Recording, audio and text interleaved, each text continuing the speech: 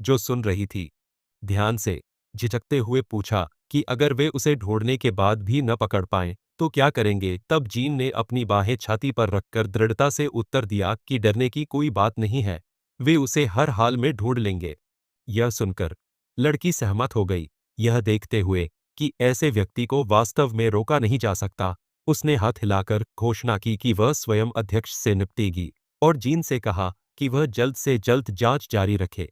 जिन अपनी कुर्सी से उछल पड़ा और उसे स्पष्ट रूप से धन्यवाद दिया।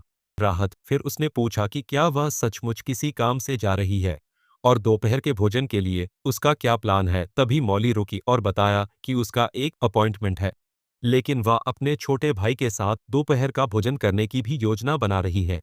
वे काफी समय से एक दूसरे से नहीं मिले थे। फिर मौली ने कहा कि अगर उसने अभी तक खाना नहीं खाया है तो वह उनके साथ शामिल हो सकता है।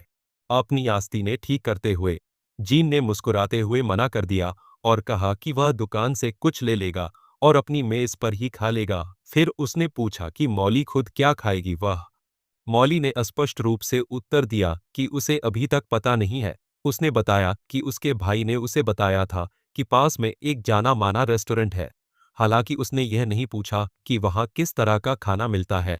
यह सुनकर जीन ने मुस्कुराते हुए कहा कि उसे ठीक ठीक पता है कि उनके विभागाध्यक्ष बक किस जगह की सिफारिश करेंगे। मौली ने बताया कि उसके भाई ने भी बताया था कि विभागाध्यक्ष ने उसे इस जगह की सिफारिश की थी। जीन ने आश्चर्य से उसकी ओर देखा और निष्कर्ष निकाला कि शायद यही वह रेस्टोरेंट है जो मिस्टर बक को इतना पसंद था। फिर उसने पूछा कि क्या उसे नाम याद आ गया। कुछ ही देर बाद मौली का रेस्टोरेंट एक रेस्टोरेंट निकला जिस पर स्प्रिंग पैवेलियन नाम का बोर्ड लगा था। कुछ मिनट बाद उसका भाई मोटी आया और बताया कि वह लंबे समय से उसके साथ वहां लंच करना चाहता था, क्योंकि जंग वाकई असाधारण थी। इस नाम से प्रभावित होकर लड़की ने असमंजस में पूछा कि क्या वह सचमुच यही कह रहा था। युवक ने पूछा कि क्या उसकी बहन को सचमुच चांगुन पसंद नहीं है। जवाब में मौली ने धीरे से अपना हाथ उसके कंधे पर रखा और उसे आश्वस्त किया कि वह उसके साथ लंच करके बहुत खुश है। भाई दरअसल उसे जयंगुन बहुत पसंद था। अनायास ही मुस्कुराते हुए उसने मन ही मन कहा कि उसे बस यही उम्मीद थी कि वह उसे कम से कम एक बार किसी विशिष्ट रेस्टोरेंट में ले जाए, न कि किसी साधारण रेस्टोरेंट में। लेकिन एक पल सोचने के बाद वह आगे बढ़ी और स्वीकार किया कि वह भूख से मर रही है। अंदर आते ही उसने अपने भाई की ओर देखा और कहा कि उसे उस रेस्टोरेंट के बारे में जानने में सच्ची दिलचस्पी है जिसकी सिफारिश उनके विभागाध्यक्ष ने की थी, और कहा कि वहां का खाना उसके लिए जरूर असाधारण होगा। इसकी इतनी तारीफ करना कुछ ही देर बाद एक गर्मजोशी और दयालु महिला की आवाज ने उन्हें खुशनुमा अभिवादन के साथ अभिवादन किया। सारा ने मेहमानों की तरफ देखा और उन्हें बैठने का इशारा किया। बिना उनसे नजरें हटाए उसने समझाया कि यह एक सेल्फ सर्विस रेस्टोरेंट है और उन्हें उसके पीछे आना चाहिए। मौली इस व्यवस्था से थोड़ी उलझन में थी। उसने बस सिर हिला दिया। सारा ने उन्हें मेन्यू दिया और विनम्रता से कहा कि जैसे ही वे अपना ऑर्डर तय कर ले उसे फोन करे। मौली थोड़ी सशंकित अपने भाई से पूछा कि क्या रेस्टोरेंट वाकई इतना अच्छा था और फिर भी इतना खाली खाली क्यों लग रहा था। जवाब में मॉर्टी मुस्कुराया और धीरे से उसे चिंता न करने को कहा। उसने उसे यकीन दिलाया कि वहां का खाना वाकई लाजवाब है। उसे मेन्यू देते हुए उसने कहा कि उसे यकीन है कि उसे यह पसंद आएगा। कुछ देर बाद मौली ने पूछा कि क्या उसने अभी तक तय कर लिया है कि क्या ऑर्डर करना है। उस आदमी ने मुस्कुराते हुए कहा कि उसने जंग्यून चुन लिया है। मौली, जो अभी भी थोड़ी अनिश्चित थी, ने कहा कि वह भी इसे ट्राई करेगी। फिर मॉर्टी ने हाथ उठाकर वेट्रेस को इशारा किया, जो हाथ में एक नोटपैड लिए उनके पास आई और पूछा कि क्या वे ऑर्डर देने के लिए तैयार हैं। मॉर्टी ने मीठे और खट्टे सुअर के मांस की एक सर्विंग मांगी और मजाक में उसे आंख मारकर मैडम कहा। फिर उसने जाजंग की 2 और सर्विंग मांगी। मौली अचानक से चौंक गई, इतनी हैरान हुई कि उसने लगभग अपना पानी थूक दिया। फिर सारा ने शर्मिंदगी से अपने हाथों से अपना चेहरा ढक लिया और कहा कि वह घर के लिए पकौड़ों का एक अतिरिक्त हिस्सा जोड़ देगी। मौली ने फिर अपने भाई की तरफ मुस्कुराते हुए देखा और उसे चिढ़ाते हुए कहा कि वह बहुत मिलनसार हो गया है। मॉर्टी बस इतना ही जवाब दिया कि वह बस विनम्रता दिखा रहा था। अपनी बहन की ओर मुड़कर उसने पूछा कि हाल ही में उसके हालात कैसे रहे हैं। खासकर यह देखते हुए कि क्लास पोर्टल वाली घटना के बाद हालात कितने अस्त व्यस्त रहे होंगे। खुद के लिए एक गिलास पानी डालते हुए मौली ने आह भरी और स्वीकार किया कि इस घटना के बाद सिरदर्द उसकी सबसे छोटी चिंता थी। उसके भाई ने उत्सुकतावश उससे और बताने को कहा। फिर लड़की ने एक घूंट लिया और बताया कि इस घटना ने बहुत ध्यान खींचा था। अगर एसोसिएशन को एकमात्र कई वर्षों में जागृत हुए किसी भी वर्ग की प्रतिष्ठा को अपूरणीय क्षति पहुंचती। जवाब में अध्यक्ष ने मामले को बंद करने का आदेश दिया। फिर उसने पूछा कि क्या मॉर्टी को सहायता विभाग के अपने सहयोगी जीन की याद है, और बताया कि उसने किसी भी कीमत पर जागृत मानव को ढूंढने की कसम खाई थी। मॉर्टी ने सहानुभूतिपूर्वक मुस्कुराते हुए कहा कि यह उसकी बहन के लिए स्पष्ट रूप से एक कठिन समय था। मॉली ने स्वीकार किया कि हालांकि सबसे आसान काम यह मामला छोड़ देना होता, लेकिन वह इस मामले को छोड़ नहीं सकती थी। आखिरकार मौका तो मिल ही गया। अब वो और जीन दोनों ही अपने लिए मुश्किलें खड़ी कर रहे थे। अचानक मौली को अपनी पीठ पर एक अजीब सी सनसनी महसूस हुई। जैसे ही वो तेजी से मुड़ी, उसकी आंखें चौड़ी हो गईं और लाल हो गईं। मॉर्टी ने उसकी प्रतिक्रिया देखी, चिंता से उसकी तरफ देखा और पूछा कि क्या हुआ। मौली ने पीछे की मेज पर एक संदिग्ध आदमी को देखा। उसने उसे घूरा। उसे यकीन हो गया कि उससे एक अविश्वसनीय रूप से शक्तिशाली आभा निकल रही है। उसे आश्चर्य हुआ कि उसे यह पहले क्यों नहीं महसूस हुआ। अभी 1 मिनट पहले वहां था। ऊर्जा का एक उभार था। उसने भौहें चढ़ाईं। उसके विचार तेजी से दौड़ रहे थे। आभाओं को पहचानने की उसकी क्षमता ने उस आदमी को जरूर प्रभावित किया था, और एक पल में ही उसमें से अपार शक्ति फूट पड़ी। लेकिन किसी तरह उसने उसे उतनी ही तेजी से फिर से छिपा लिया। फिर उसने सोचा कि अगर वह गलत नहीं थी, तो यह आदमी कम से कम एक अक्लास जागृत तो होना ही चाहिए। उसकी शक्ति संभावित रूप से उन अक्लास जागृतों से टक्कर ले सकती थी जिनकी वे तलाश कर रहे थे। उसी क्षण सारा उनकी मेज के पास आई और मुस्कुराते हुए गर्मजोशी से उसके आगमन की घोषणा की। उनका ऑर्डर उसने उनके सामने प्लेटें रखीं और उन्हें शुभकामनाएं दी कि वे अच्छी तरह खाएं। मॉर्टी ने उसे धन्यवाद दिया और उत्साह से अपनी बहन से खाना देखने को कहा। फिर मौली ने मेज की तरफ देखा और कुछ अचंभित होकर स्वीकार किया कि सब कुछ वाकई स्वादिष्ट लग रहा था। उसने खाना शुरू किया और अपनी चिंता दूर करने की कोशिश की, यह सोचकर कि शायद भूख उसके साथ एक क्रूर मजाक कर रही है। आखिरकार कोई भी यकीन नहीं करेगा कि एक जागा हुआ ओ क्लास ऐसे रेस्टोरेंट में छिपा होगा। उसने नूडल्स खाना जारी रखा, फिर अपनी ओर मुड़ी। जोर से चीखते हुए उसने पूछा कि क्या वो बिल्कुल पागल हो गया है। मॉर्टी हैरान लेकिन खुश ऊपर देखा और पूछा कि क्या उसे वो डिश पसंद आई। मौली खुशी से चिल्लाई और जोर से सोचने लगी कि उसका भाई उसे पहले कभी इस रेस्टोरेंट में क्यों नहीं लाया। उसने कहा कि खाना लाजवाब था। मॉर्टी ने हंसते हुए कहा कि उसने उसे डरा दिया, फिर कहा कि उसे शुरू से ही पता था कि उसे ये पसंद आएगा। इस बीच कॉन्सो उन्हें देख रहा था। जब मौली जोर जोर से बता रही थी कि खाना कितना स्वादिष्ट है, तब मुख्य पात्र ने चुपचाप हन्ना का खाना उठा लिया। टेडी बियर को देखकर लगा कि मेहमानों में से एक की आभा असाधारण है। लड़कों को देखकर वह इस नतीजे पर पहुंचा कि उनकी ऊर्जा के संकेत वाकई अलग अलग थे, लेकिन दोनों को गुरु माना जा सकता है। कैनो ने तब खुद को याद दिलाया कि ये जागृत प्राणी हैं।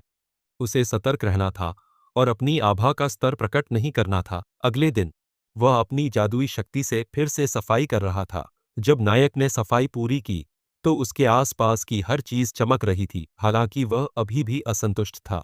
उसने स्वीकार किया कि खुद को समझाते हुए कि अभी के लिए नतीजा काफी है। लड़के को याद आया कि इस दुनिया में आने के बाद उसने शौचालय में झांका था और उसे एहसास हुआ था कि वह अभी भी यहाँ की जिंदगी में ढल रहा है।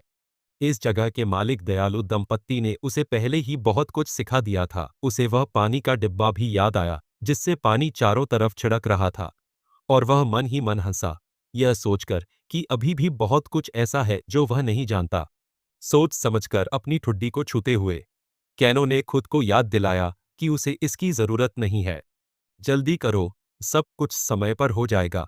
लेकिन पहले उसे जागे हुए व्यक्ति के बारे में और जानना था। अचानक बाहर से एक तेज गुर्राहट सुनाई दी। नायक की आंखें चौड़ी हो गईं और वह आवाज के स्रोत की ओर मुड़ा। पता चला कि वह आवाज एक मोटरसाइकिल से आ रही थी। बिना किसी हिचकिचाहट के कैनो सड़क पर भागा, यह सोचते हुए कि ऐसा कौन सा प्राणी है जो ऐसी आवाज निकाल सकता है। उसे आश्चर्य हुआ कि तुरंत एक आदमी ने उसका स्वागत किया। वह सैम था, जो अपने हाथों में हेलमेट पकड़े हुए था। सैम ने देखा कि उस आदमी ने ठीक समय पर पहुंच गया। उसके पास कुछ था जो वह उसे दिखाना चाहता था। नायक ने उत्सुकता से उस आदमी को देखा और उस आवाज के बारे में पूछा, यह सोचकर कि क्या यह सैम के हाथ में पकड़ी हुई अजीब चीज से आ रही है। सैम ने स्वीकृति में सिर हिलाया, फिर कार की ओर इशारा किया और बताया कि इसे मोटरसाइकिल कहते हैं, एक सवारी उपकरण जिसका इस्तेमाल वह कुरियर के रूप में अपनी नौकरी में करेगा। उसने स्वीकार किया कि उसे इसे चलाना सीखने में अभी कुछ समय लगेगा, लेकिन सुझाव दिया कि लड़के को अभी इसकी आदत डाल लेनी चाहिए। कैनो कार को घूर रहा था, आश्चर्य से पूछा कि यह क्या है। फिर सैम ने उसे हेलमेट फेंका और बताया कि उस चीज का क्या नाम है। फिर उसने अपना हेलमेट पहना और समझाया कि मोटरसाइकिलें तेज होती हैं और इसलिए खतरनाक होती हैं, इसलिए सवारों को सुरक्षात्मक उपकरण चाहिए। नायक ध्यान से सुन रहा था, मुस्कुराया और हेलमेट अपने सिर पर पहन लिया। उसके अनुसार ये हेलमेट लगभग योद्धाओं द्वारा पहने जाने वाले हेलमेट जैसे ही थे। फिर सैम मोटरसाइकिल पर चढ़ गया और अपने साथी को अपने पीछे बैठने को कहा। कॉन्सो ने उसकी बात मान ली, बाइक के पीछे चढ़ गया और टिप्पणी की कि यह घोड़े की सवारी करने जैसा था। सैम हंसा और सहमत हुआ, एक तरह से यह था। यह कहकर सैम ने क्लच दबाया और मुख्य पात्र की ओर देखा। उसने देखा कि घोड़े से समानता यहीं समाप्त हो गई थी। उसके अनुसार मोटरसाइकिल 100 गुना तेज थी, इसलिए डरने की कोई बात नहीं थी। इससे पहले कि वह कुछ कह पाता, गाड़ी ने उड़ान भरी और तेजी से सड़क पर दौड़ पड़ी। कुछ मिनटों के बाद सैम ने अपना सिर थोड़ा घुमाया और अपने साथी से पूछा कि क्या वह ठीक है या उसे मोशन सिकनेस हो रही थी। कैनो चुप रहा, उसे समझ नहीं आ रहा था कि क्या जवाब दे। एक पल की हिचकिचाहट के बाद वह उस आदमी के और पास गया और पूछा कि क्या इस तरह से सफर करना वाकई जरूरी है। सैम ने उसकी आवाज में चिंता को भांपते हुए पूछा कि क्या कैंजो डर गया है। जैसे जैसे वे सड़क पर तेजी से आगे बढ़ते गए, उसने बताया कि मोटरसाइकिल चलाने के डर से डिलीवरी का काम लगभग नामुमकिन हो जाएगा, क्योंकि शहर की संकरी गलियों से निकलने का कोई और तेज रास्ता नहीं है। कंसो यह सुनकर वह जोर से सोचने लगा कि क्या इस काम का असली मकसद खाना जल्दी पहुंचाना है। फिर उसे लगा कि क्या गति अभी भी बहुत धीमी है। उसकी राय में मोटरसाइकिल बहुत तेज थी। उसने मन ही मन सोचा कि अपनी बॉडी लाइटनिंग तकनीक का इस्तेमाल करके वह अभी से कहीं ज्यादा तेज जा सकता है। कुछ मिनट बाद वे रुक गए। सैम घोड़े से उतरा और सुझाव दिया कि वे इलाके में टहल ले, यह बताते हुए कि ज्यादातर ग्राहक इसी आवासीय परिसर में रहते हैं। उसने साइन बोर्ड की ओर इशारा किया और कहा कि उस जगह का नाम लेजरनोई था। इमारत के किनारे एक सेक्टर नंबर लिखा था और हर अपार्टमेंट नंबर का पहला अंक उस मंजिल को दर्शाता था जिस पर वह स्थित था।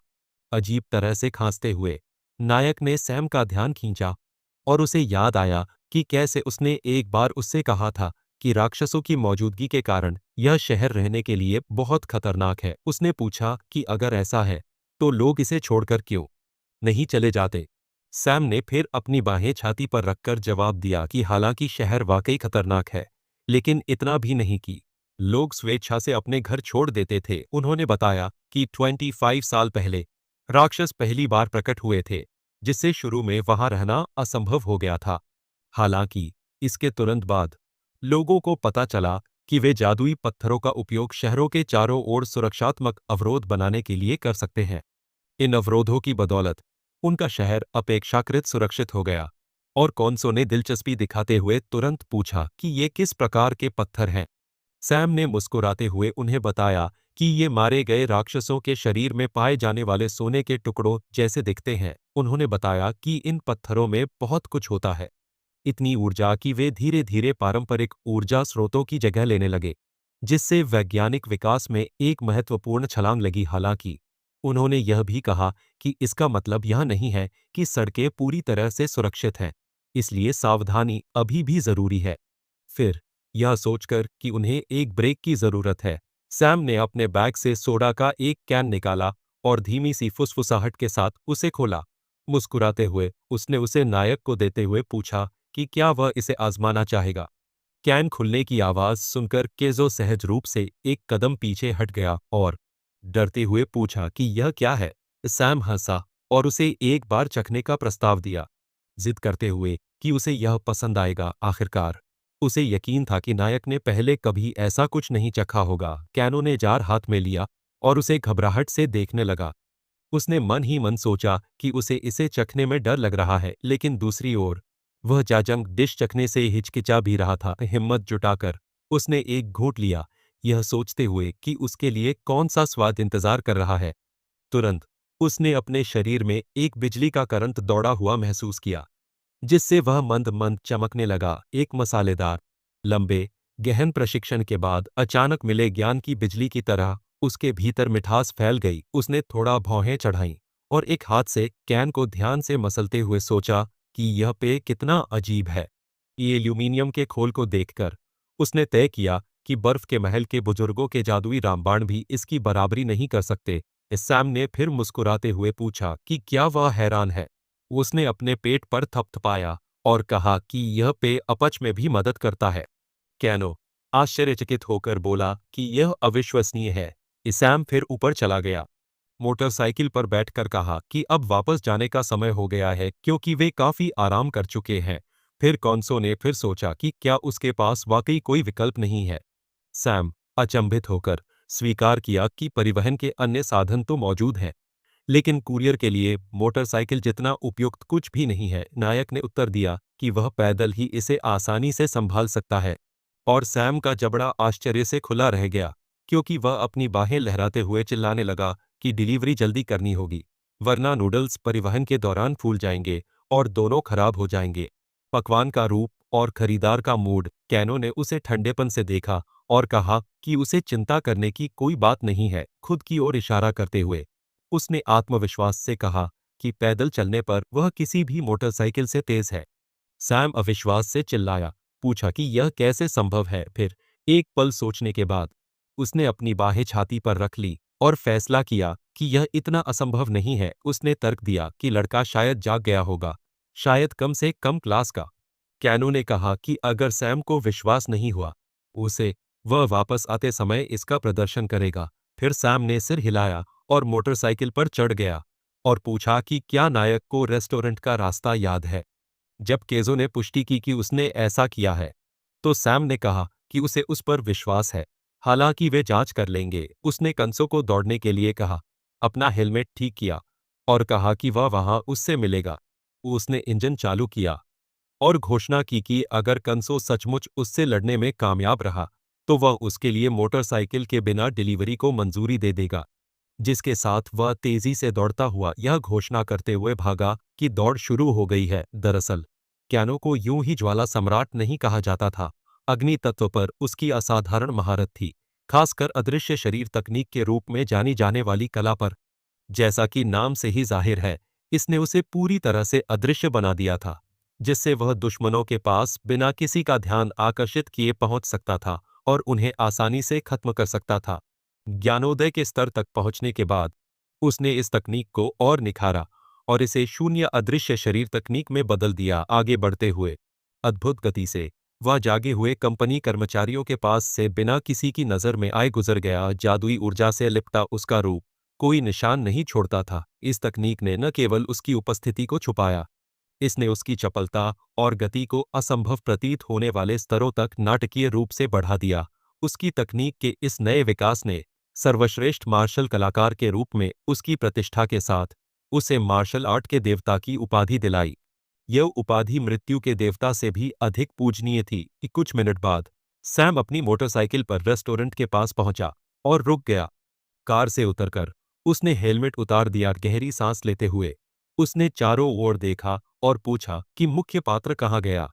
रेस्टोरेंट के दरवाजे के पास पहुंचते ही उसने धीरे से बुदबुदाया कि कौनसो पूरी रफ्तार से आगे बढ़ रहा होगा, मानो किसी प्रतियोगिता में भाग ले रहा हो। जब उसने दरवाजा खोला तो वह एकदम से चौंक गया। उसके सामने उसका परिवार खड़ा था, उसकी पत्नी, उसकी बेटी और मुख्य पात्र। वह आदमी अविश्वास से कौनसो को घूर रहा था और अचानक बोल पड़ा कि क्या वह सचमुच उससे पहले पहुंच गया था। उसकी पत्नी सारा हल्की हंसी हंसते हुए उसे बताया कि मुख्य पात्र 10 मिनट पहले ही प्रकट हुआ था। अभी भी असमंजस में वह व्यक्ति युवक के पास गया और अपने पिछले वादे को याद करते हुए उसे बिना परिवहन का उपयोग किए सामान पहुंचाने की अनुमति दे दी। फिर मानो अचानक किसी विचार से प्रभावित होकर उसने कैंसो को महाशक्तियों की आगामी परीक्षा की याद दिलाई। इस खबर ने कैनो को चौंका दिया, जिसने इतनी जल्दी इसकी उम्मीद नहीं की थी। हालांकि सैम स्पष्ट रूप से उत्साहित था। उत्साह से बोला कि यह परीक्षा तो देनी ही थी, क्योंकि वह मुख्य पात्र का वर्गीकरण जानने के लिए उत्सुक था। चरित्र कुछ समय बीतने के बाद वे लड़के परीक्षण स्थल पर पहुंच गए। सामने एक ऊंची गगनचुंबी इमारत दिखाई दी। उस आदमी ने अपने हाथ कमर पर रखे और जोर से घोषणा की कि वे आखिरकार पहुंच गए हैं। लेकिन अंदर ही अंदर उसने कुछ शर्मिंदगी के साथ स्वीकार किया कि उसने किसी तरह लड़के को परीक्षा देने के लिए मना लिया था। चारों ओर देखते हुए कॉन्सो ने देखा कि जगह कितनी भीड़-भाड़ वाली थी और एक गैर दस्तावेजी नागरिक होने के नाते, जो अभी-अभी पोर्टल से बाहर आया था, उसे कई नौकरशाही प्रक्रियाओं से गुजरना पड़ा। वे दोनों वहां बैठ गए, रिसेप्शन की एक खिड़की पर, जहां कॉन्सो को भरने के लिए एक फॉर्म दिया गया था। फॉर्म को देखते हुए कॉन्सो ने पूछा कि उसे क्या लिखना चाहिए, क्योंकि उसके पास कोई पहचान पत्र नहीं था। सैम ने एक बॉक्स की ओर इशारा किया और उसे बताया कि वह अपने ठहरने के लिए निर्धारित क्षेत्र में रेस्टोरेंट का पता इस्तेमाल करे। जब वे आखिरकार इमारत से बाहर निकले, तो सैम ने अपनी मुट्ठियां भींच ली और अंतहीन कागजी कार्रवाई से अपनी थकान मन ही मन व्यक्त की। उसी क्षण नायक उसकी ओर मुड़ा। आश्चर्यचकित होकर सैम ने पूछा कि उसके मन में क्या है। कैनो ने पूछा, कैसे? परीक्षण ठीक उसी तरह किया जाएगा। सैम ने जवाब दिया कि परीक्षण के दौरान उसे अपनी मुट्ठी से थोड़ी बड़ी दो गोलाकार वस्तुओं पर अपने हाथ रखने होंगे। फिर उनके बीच एक विद्युत धारा प्रवाहित होगी। प्रभाव जितना ज्यादा होगा, वर्गीकरण उतना ही कम होगा।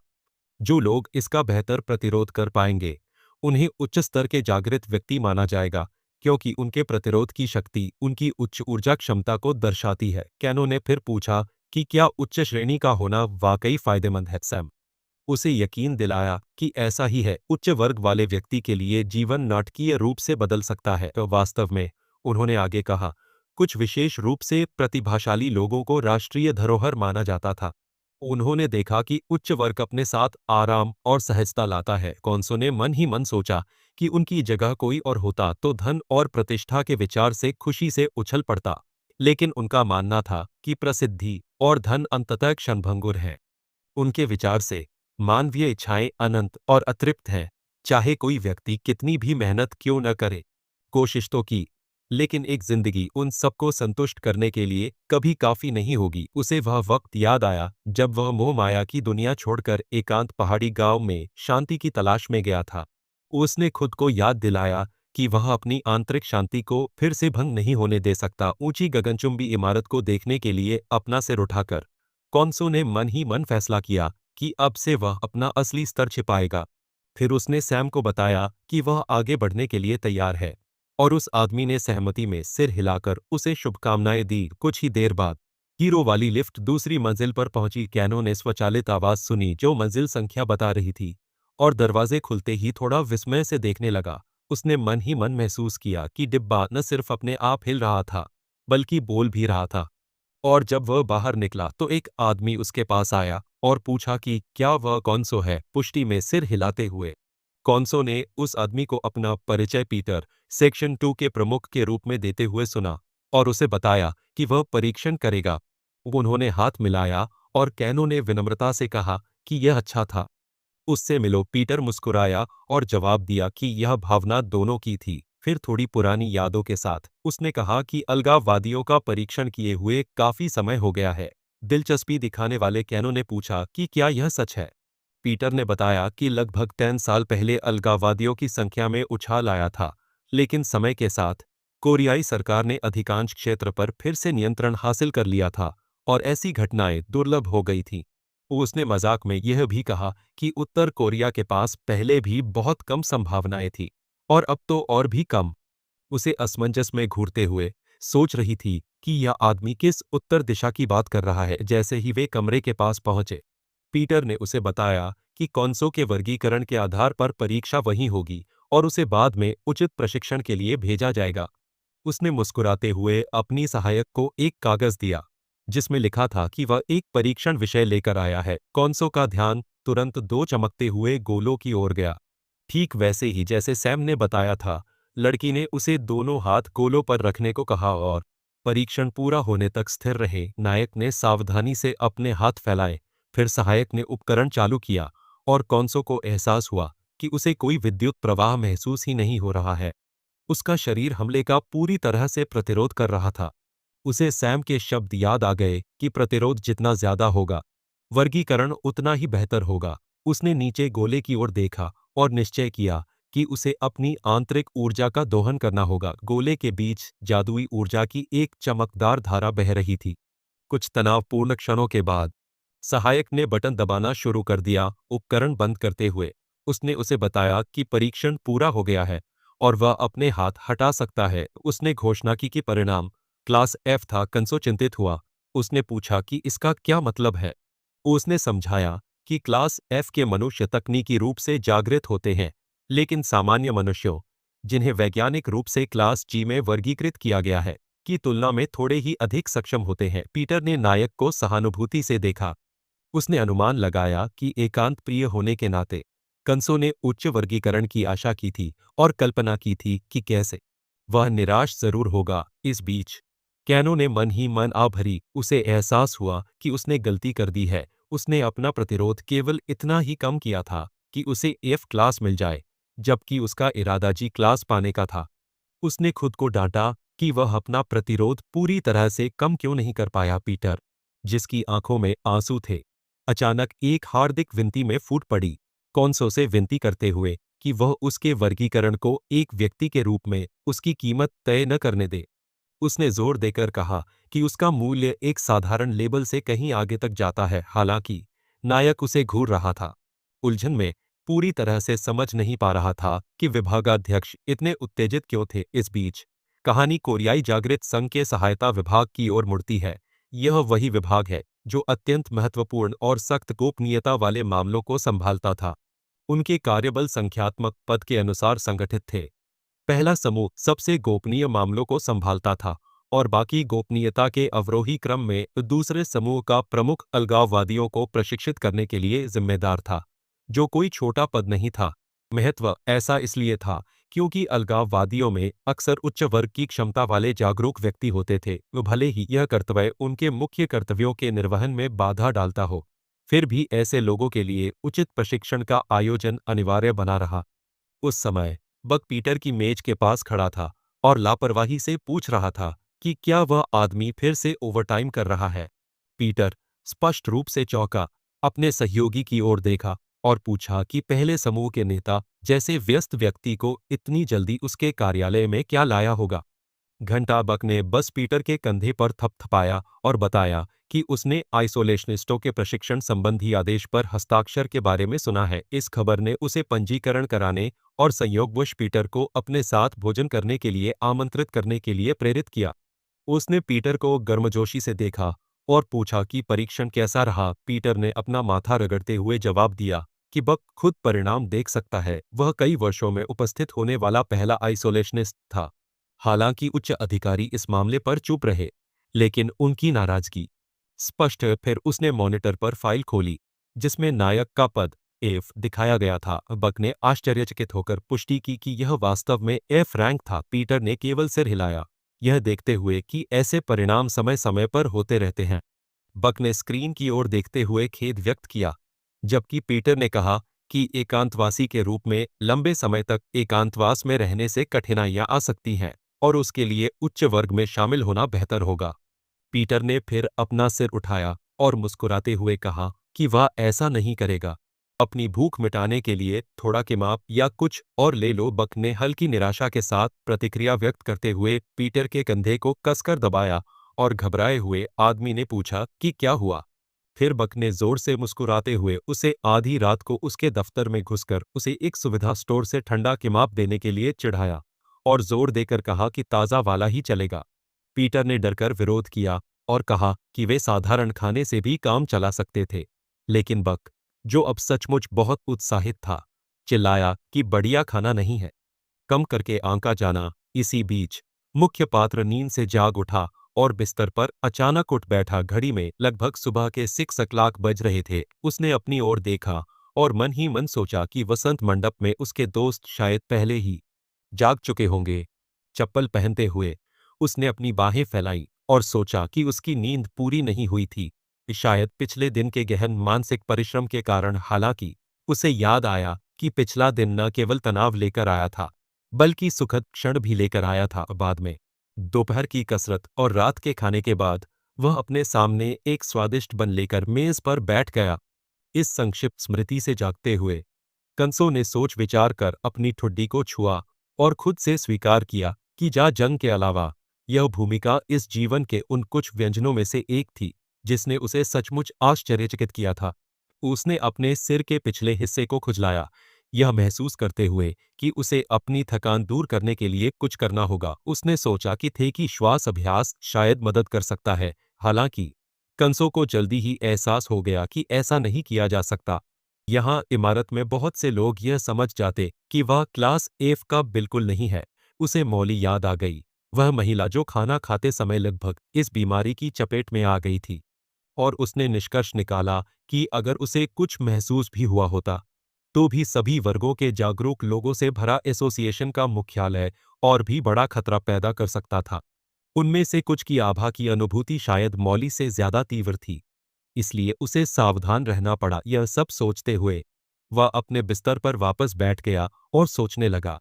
विभाग द्वारा उसे प्रशिक्षण देने की जिद पर वह कितना हैरान था। शुरू में उसने सोचा था कि यह सतही होगा, लेकिन प्रशिक्षण उम्मीद से कहीं ज्यादा सार्थक निकला। उसे याद आया कि कल रात कक्षा में क्या हुआ था।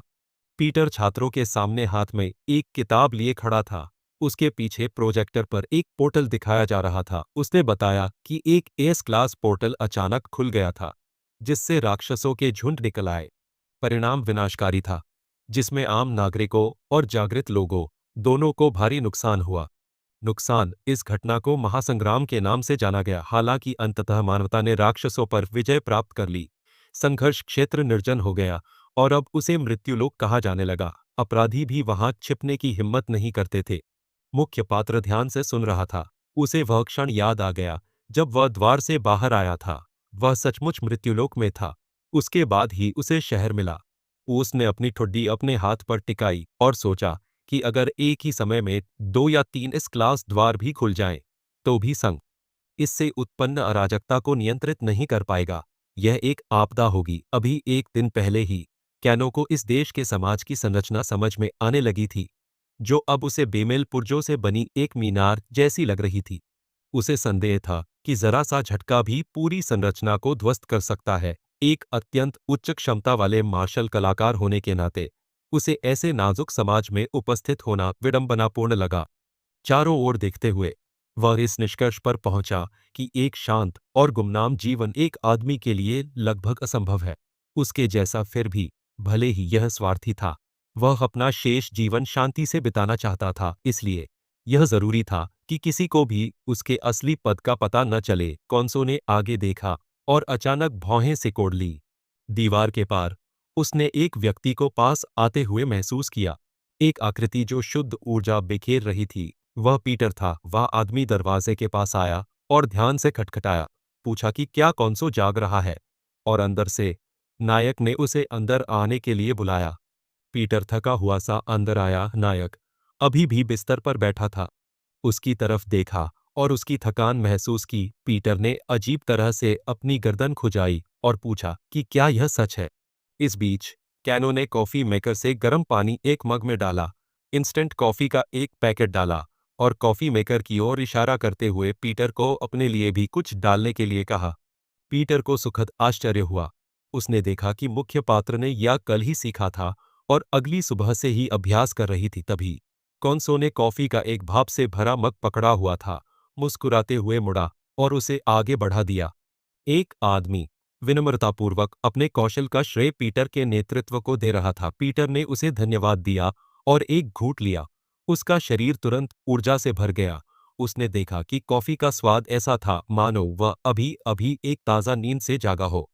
नायक ने भी अपने पेय का एक घूंट लिया, मन ही मन स्वीकार किया कि पीटर ने उसे सिखाने में सच्ची मेहनत की है और यह कॉफी देना उसका आभार प्रकट करने का तरीका था। कॉन्सो ने तुरंत अपने बॉस से पूछा कि वे उस दिन क्या सीखने वाले हैं।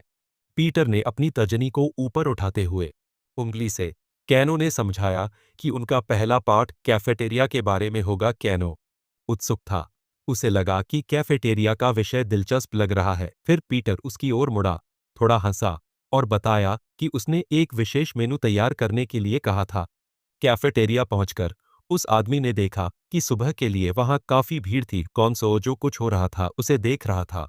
उसने सोच समझकर उस प्रतिष्ठान की तुलना किसी सैन्य अभियान में इस्तेमाल होने वाले फील्ड किचन से की। पीटर ने सहमति जताते हुए कहा कि यह काम अक्सर युद्ध जैसा होता है, इसलिए तुलना दूर नहीं थी। लेकिन उन्होंने यह भी बताया कि मैदान के विपरीत यहाँ पर परोसे जाने वाले हिस्से काफी बड़े थे। उन्होंने नायक से कहा कि वह अपनी ट्रे में जितना चाहे उतना खाना भर ले। कैनो ने चिंतित होकर पूछा कि अगर लोग नाश्ते के लिए देर से आएं और उनके पास पर्याप्त खाना न हो तो क्या होगा। तब पीटर ने मुस्कुराते हुए स्वीकार किया कि नायक दूसरों का बहुत ध्यान रखता है, लेकिन उसे आश्वस्त किया कि चिंता की कोई बात नहीं है। अगर कुछ व्यंजन खत्म हो जाते तो कैफेटेरिया के कर्मचारी नए व्यंजन बना देते। फिर कैनो ने करछुल उठाई और अपनी बात कही। इस विचार पर पीटर को बहुत आश्चर्य हुआ। पीटर ने आगे कहा कि वे प्रचुरता के युग में रह रहे हैं और युद्धों के बाद ऐसी सुविधाएं संभव हो गई हैं। हालांकि नायक इस बात से सहमत था कि प्रचुरता के युग में रहना एक वरदान है। उसने स्वीकार किया कि उसे सबसे ज्यादा आश्चर्य किसी और चीज से हुआ। वह रसद की गति और उन अविश्वसनीय तकनीकों से चकित था जिनसे खाद्य उत्पादों को लंबे समय तक संरक्षित रखना संभव हो पाया। पीटर को लगा कि नायक एक अलगाववादी है और उसने अभी-अभी अपनी शुरुआत की है। एक दिन पहले प्रशिक्षण ले रहे पीटर उनकी रणनीतिक सोच से प्रभावित हुए और हंसे, और इसका श्रेय स्थानीय वैज्ञानिकों को दिया जिनके काम ने साल भर उत्पादों की एक विस्तृत श्रृंखला उपलब्ध कराई। अपने जैसे कार्यालय कर्मचारियों के लिए पीटर ने कहा कि कैफेटेरिया आराम करने और ऊर्जा प्राप्त करने की एक जगह है, और कैनो ने भी इस पर सहमति जताते हुए कहा कि खाना शायद दिन का सबसे सुखद समय होता है। फिर पीटर ने गहरी सांस लेते हुए स्वीकार किया कि वह कैफेटेरिया में बहुत कम जाते हैं, क्योंकि उन्हें आमतौर पर जल्दी खाने से ही संतोष करना पड़ता है। इसके तुरंत बाद वे खुद को एक लिफ्ट में उस आदमी ने नायक से पूछा कि क्या उसे खाना पसंद आया। कैनो ने उत्साह से सिर हिलाया और बताया कि उसे खाना बहुत पसंद आया। खुश पीटर ने जवाब दिया कि यह एक शानदार अनुभव रहा, क्योंकि उसने नायक को कैफेटेरिया पहले ही दिखा दिया था और उसे लगता है कि आज के लिए इतना ही काफी है। हालांकि कैनो थोड़ा निराश हुआ और उसने कहा कि उसे लगता है कि आगे और भी पाठ होंगे। उसने पूछा कि क्या इसे जारी रखना संभव है। जवाब में पीटर ने आह भरी और कहा कि नायक आसानी से मूर्ख नहीं बनता। उसने समझाया कि अगली कक्षा में जिम का दौरा होगा, लेकिन मुस्कुराते हुए उसने कहा कि उसके जैसे पहली कक्षा के बच्चे के लिए यह जरूरी नहीं है, इसलिए वे इसे छोड़ सकते हैं। पीटर ने टिप्पणी की कि एफ क्लास होना इतना बुरा भी नहीं है, क्योंकि इसमें जिम्मेदारी कम होती है। नायक से मुंह मोड़कर उसने अपनी मुट्ठी भींच ली और मन ही मन सोचा कि वह अपने काम में व्यस्त होने के कारण कक्षा में बाधा डाल रहा है। उसे लगा कि वह एक भोले भाले अलगाववादी को धोखा दे रहा है जो अभी तक अपनी दुनिया की वास्तविकताओं को नहीं समझ पाया है। जैसे ही लिफ्ट के दरवाजे खुले, उस आदमी ने आगे की ओर इशारा किया और बताया कि आगे एक जिम है। उसने बताया कि किसी भी जागरूक व्यक्ति को, चाहे उसकी कक्षा कुछ भी हो, वहां प्रशिक्षण लेने का अधिकार है। उसने बताया कि सभी जागरूक लोगों को जिम का इस्तेमाल करने की इजाजत है, सिवाय उन आपराधिक धोखेबाजों के जिन्हें प्रवेश नहीं दिया जाएगा। उस आदमी ने नए व्यक्ति की ओर देखा और कहा कि अगर वह वहां प्रशिक्षण लेना चाहता है तो बहुत अच्छा होगा। हालांकि कौनसो ने दृढ़ता से जवाब दिया कि वह इसके बिना भी कर सकता है। पीटर ने आश्चर्य और उलझन से उसकी ओर देखा, सोच रहा था कि ऐसा क्यों है। नायक ने इस मौके का फायदा नहीं उठाया। उसने बताया कि सभी सेवाएं मुफ्त हैं और वह बता सकता है कि जिम से उसे कैसे फायदा हो सकता है। हालांकि कौनसो ने कमरे में मौजूद मेहनती लोगों की तरफ देखा और कहा कि वह उनके प्रयासों की सराहना करता है, लेकिन उसे नहीं लगता कि उसे किसी प्रशिक्षण की जरूरत पड़ेगी। उस आदमी ने हैरान और थोड़ा उलझन में नायक से पूछा कि भविष्य के लिए उसकी क्या योजनाएं हैं। थोड़ी देर बाद वह इमारत से बाहर आया और सैम को पास में देखा। वह उसके पास आया और उससे मिलने आने के लिए उसका शुक्रिया अदा किया। सैम ने विनम्रता से जवाब दिया कि कोई बात नहीं। फिर उसने पूछा कि वह किस क्लास में है, जिस पर नायक ने उसे अपना शिकार लाइसेंस दिया और बताया कि वह क्लास एफ में है। यह सुनकर सारा ने थोड़ी निराशा के साथ अपना हाथ अपने चेहरे पर उठाया। फिर उसने पूछा कि वह किस क्लास में है। जिस पर नायक ने उसे अपना शिकार लाइसेंस दिया और बताया कि वह क्लास एफ में है। यह सुनकर सारा ने थोड़ी निराशा के साथ अपना हाथ अपने चेहरे पर उठाया, यह देखकर कि वह एक ऐसे व्यक्ति की तरह दिख रहा था जिसे जी क्लास में होना चाहिए, एक सामान्य व्यक्ति की तरह। कैनो ने तब समझाया कि वह समय रहते अपनी आंतरिक ऊर्जा का उपयोग करने में विफल रहा, जिसके परिणामस्वरूप उसे उसकी अपेक्षा से अधिक ग्रेड मिला। सैम अधिक ध्यान से उसके पास आया। पीटर ने अपनी अभिव्यक्ति में कहा कि यह बिल्कुल भी बुरी बात नहीं है। उसकी क्षमताएं स्पष्ट रूप से असाधारण थीं और एक साधारण व्यक्ति के लिए बिना ध्यान आकर्षित किए उन्हें प्राप्त करना असंभव था। कैनो ने पूछा कि क्या वह सचमुच इतना संदिग्ध था, जिस पर सैम ने पुष्टि की कि कंपनी के लोग उस पर पूरे समय कड़ी नजर रख रहे थे। जब तक पीटर ने कहानी पूरी की, जीन, जो उसके बगल में खड़ा था, ने पूछा कि क्या इस आदमी में कुछ और भी असामान्य है। पीटर ने कंधे उचकाए और जवाब दिया कि नायक ने अविश्वसनीय बुद्धिमत्ता और सीखने की क्षमता। उसे याद आया कि कैसे नायक ने उसे कॉफी ऑफर की थी और कहा था कि ज्यादा सटीक तौर पर कहे तो नायक बहुत होशियार था। अगर आप उसे कोई अवधारणा समझाते, तो वह तुरंत समझ जाता कि उसे अलग-अलग संदर्भों में कैसे लागू किया जाए। वह जल्दी सीखता और जानकारी अच्छी तरह याद रखता। जीन ने चेहरे पर एक विचारशील भाव के साथ अपनी ठुड्डी को अपने हाथ पर टिकाया और कहा कि कानून प्रवर्तन विभाग, खासकर पहले समूह ने उसके साथ कुछ ज्यादा ही दिलचस्प बातें साझा की। उसे उन्होंने बताया कि नायक की चाल और संतुलन उसकी कक्षा के किसी भी छात्र के लिए विशिष्ट नहीं थे और उन्हें इस बात पर भी संदेह था कि परीक्षण मशीन ठीक से काम कर रही है या नहीं। पीटर, उलझन में, ने बताया कि परीक्षण के बाद मशीन की दोबारा जांच की गई थी और उसमें कोई समस्या नहीं थी। उसे विश्वास था कि नायक की कक्षा में सभी छात्र समान रूप से वितरित किए गए थे। हालांकि पीटर ने कहा कि हालांकि कोई भी आगे विकास कर सकता है, नायक कभी भी निम्न कक्षाओं से आगे नहीं बढ़ पाएगा, इसलिए अकेले ही ऊपरी स्तरों तक पहुंचे। फिर पीटर ने पूछा कि क्या नायक का असामान्य ध्यान इस बात की वजह से है कि कंपनी में एकांत प्रिय व्यक्ति के आने के इतने साल बीत गए थे। फिर जेन, जो अभी भी सोच रहा था, ने स्वीकार किया कि उसे नायक से और भी ज्यादा की उम्मीद थी, इसलिए वह थोड़ा निराश हुआ। फिर उसने भविष्य के लिए उसकी योजनाओं के बारे में पूछा। पीटर को अपने छात्र के बारे में सोचते हुए याद आया कि मुख्य पात्र ने रेस्टोरेंट व्यवसाय में अपने दोस्त की मदद करने की इच्छा जताई थी। इस बीच स्प्रिंग पैवेलियन में सैम ने उसे एक फोन पर कहा कि वह इस चीज के लिए कभी भी उससे संपर्क कर सकता है। कैनो ने अपने दोस्त का आभार व्यक्त किया। फिर सैम ने उसे याद दिलाया कि उसने यह उपकरण अपने आइसोलेशन भत्ते से खरीदा था। फिर उसने पूछा कि क्या उसे कुछ और चाहिए। उसकी पत्नी सारा, जो सोफे पर उसके बगल में बैठी थी, ने भी पूछा कि क्या नायक की कोई इच्छा है। कैनो ने उसके बालों को देखते हुए बताया कि वह उन्हें कटवाने के बारे में सोच रहा था। उसने आगे कहा कि उसने पहले कभी इस पर ध्यान नहीं दिया था, लेकिन हाल ही में उसे एहसास हुआ कि उनकी सभ्यता में ज्यादातर पुरुष छोटे बाल रखते हैं, इसलिए वह अलग नहीं दिखना चाहता था। यह सुनकर सारा ने खुशी से ताली बजाई और इस विचार पर अपनी सहमति जताई। उसने उत्सुकता से पूछा कि वह कैसा हेयरकट चाहता है और उसे भरोसा दिलाया कि छोटे बाल उस पर बहुत जंचेंगे। उसके पति ने थोड़ा शर्मिंदा होकर अपना गाल खुजलाया और सहमति जताते हुए कहा कि कोई भी हेयरस्टाइल उनके दोस्त पर जंचेगा।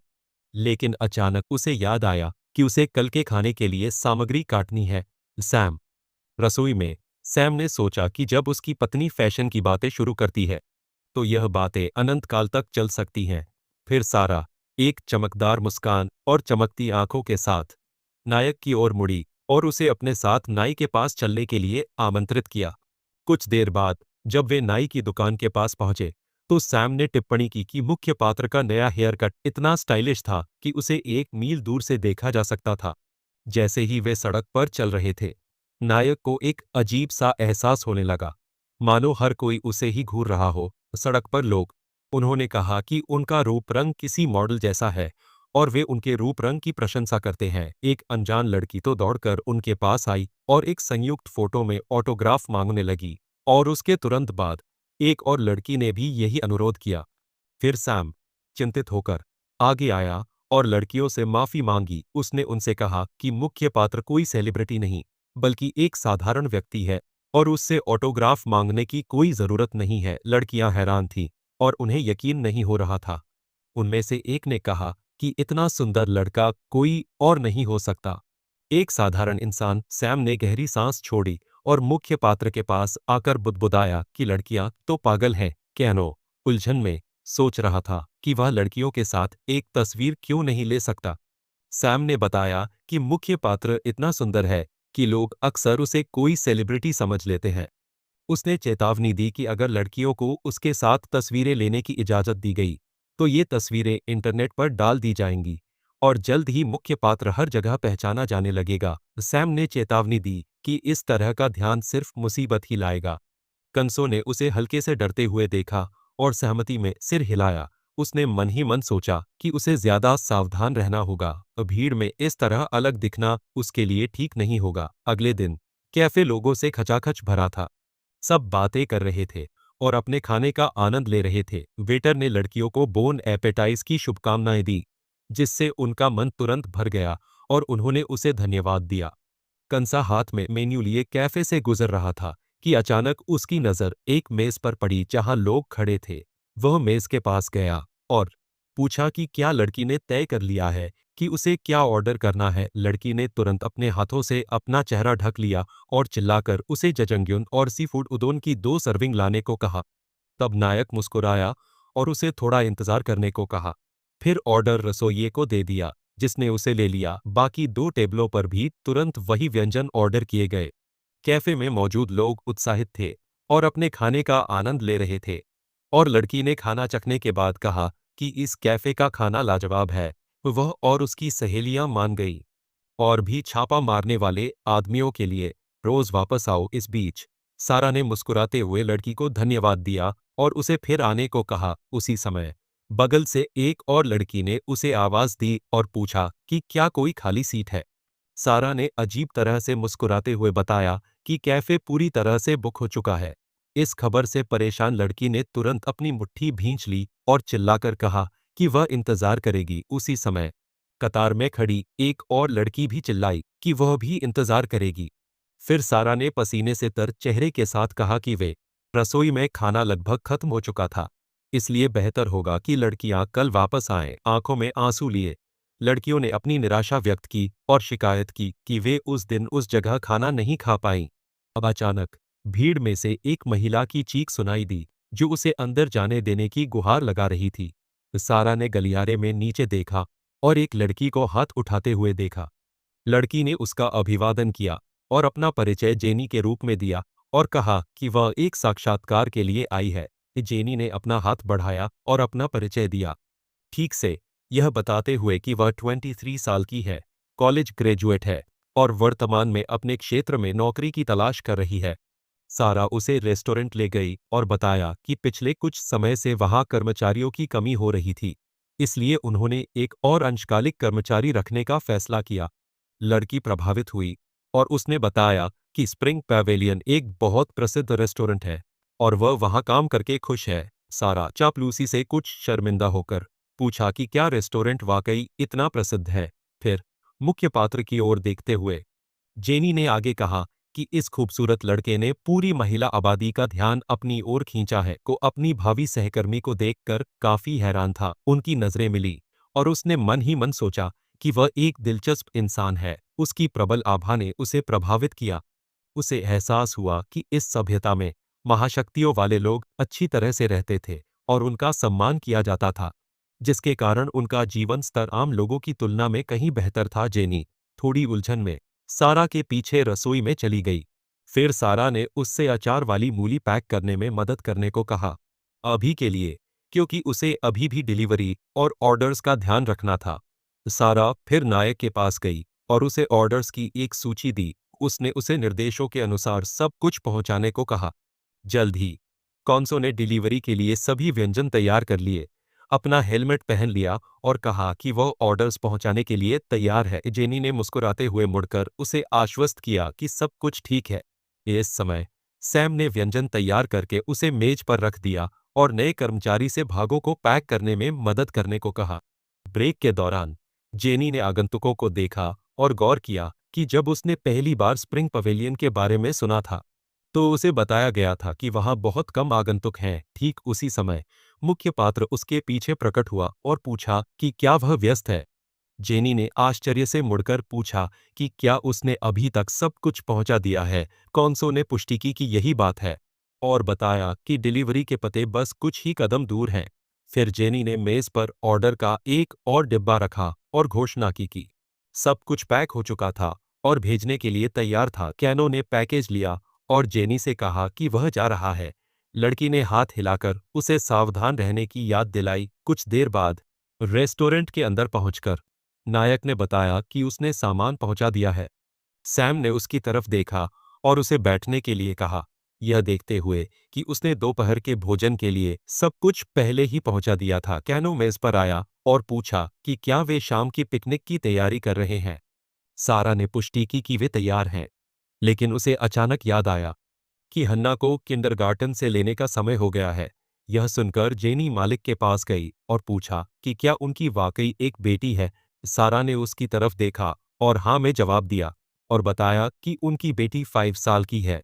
फिर वह मुख्य पात्र की ओर मुड़ी और पूछा कि क्या वह हन्ना को किंडरगार्टन से ले जा सकता है, क्योंकि उस शाम मेहमानों के आने की उम्मीद थी और उनके पास खाना बनाने के लिए भी मुश्किल से समय था।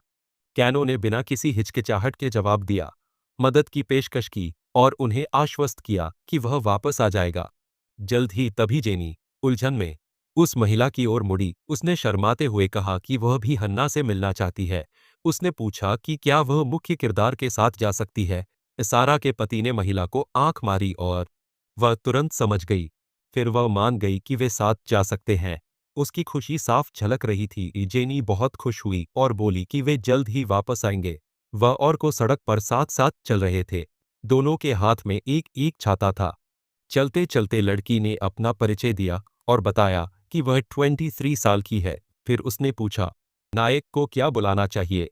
यह पूछने पर कैनो ने कहा कि वह 35 साल का है, लेकिन वो उसे जो चाहे बुला सकती है। इस पर जेनी अचंभित होकर बोली कि वह बिल्कुल भी 35 का नहीं दिखता। फिर कैनो ने उसकी ओर देखा और समझाया कि किसी कारण से बहुत से लोग ऐसा सोचते हैं। उत्सुकतावश उसने उससे पूछने का फैसला किया कि उसने अपनी क्षमताओं के बावजूद स्प्रिंग पवेलियन में नौकरी क्यों की। जवाब में जेनी थोड़ा असहज महसूस करते हुए मुड़ गई और इस बात से इनकार किया कि उसके पास कोई क्षमता है। सब वह मुस्कुराई, नायक को यह विश्वास दिलाते हुए कि वह यह न सोचे कि उसके कोई बुरे इरादे हैं। वह बस उसे देखना चाहती थी। लेकिन जेनी की बात पूरी होने से पहले ही वह अचानक चीख पड़ी और दरवाजे की ओर इशारा किया जहां कोई खड़ा था। उसने पूछा कि क्या यह हन्ना है, वह लड़की जिसका वे पीछा कर रहे थे। शिक्षिका ने लड़की से अपने चाचा को नमस्ते कहने को कहा और यह कहते हुए हन्ना खुशी से हाथ हिलाने लगी और बड़ी मुस्कान के साथ बोली।